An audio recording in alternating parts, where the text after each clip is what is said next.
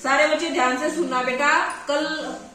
आज होली का त्योहार है, तो होली हम क्यों मनाते हैं, सबका ध्यान मेरी तरफ होना चाहिए। मेरी बातों की तरफ आपके कान बिल्कुल खुले होने चाहिए कि हम होली का त्योहार का सेलिब्रेशन क्यों करते हैं।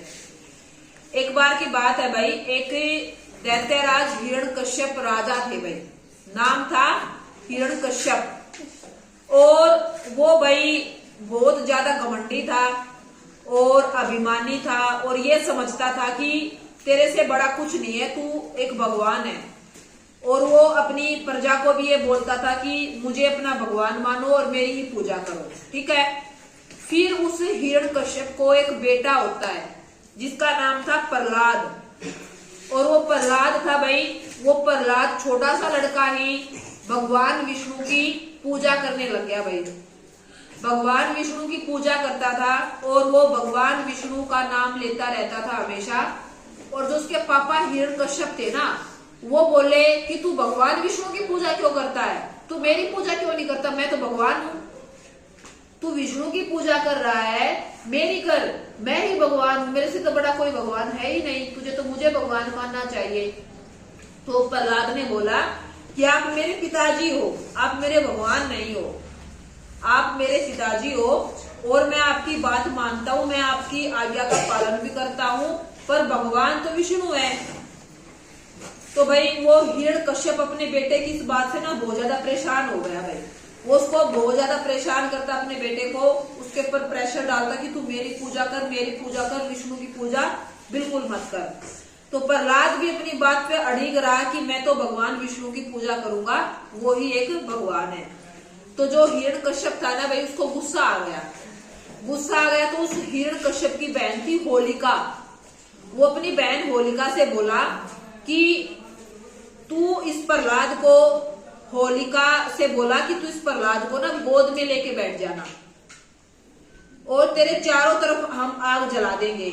और होलिका को ना एक चादर मिली हुई थी और उसको वरदान था कि अगर वो उस चादर को ओढ़ के होलिका अगर आग में भी बैठ जाएगी ना तो वो जलेगी नहीं।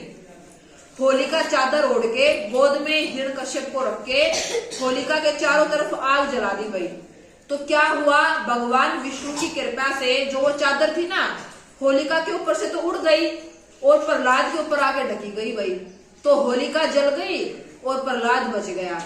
तो प्रहलाद बच गया तो उसमें क्या हुई भाई, धर्म की जीत हुई और अधर्म का विनाश हुआ।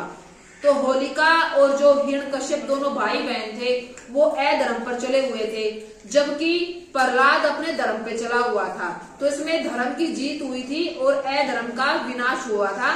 तो उसी दिन से लेके आज तक हम होलिका दहन करते हैं।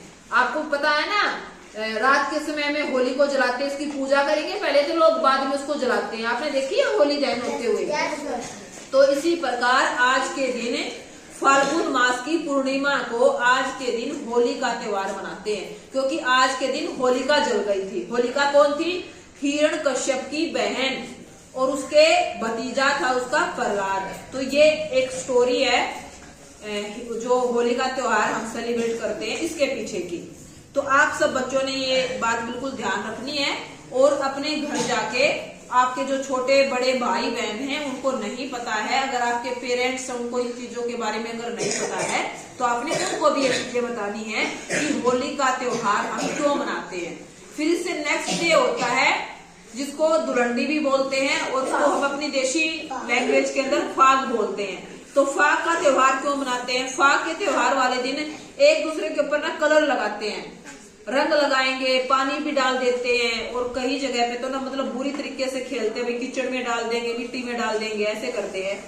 फाग का जो धुलंडी का जो त्योहार होता है वो एक प्यार प्रेम का त्योहार होता है। और हम एक दूसरे के ऊपर रंग क्यों डालते हैं, इसलिए डालते ताकि हम सब लोगों के बीच में प्यार प्रेम बना रहे और हम सब लोगों की जो जिंदगी है वो रंगों की तरह रंग बिरंगी, कलरफुल, रंग बिरंगी जिंदगी में क्या होता है, खुशी की जिंदगी होती है रंग बिरंगी।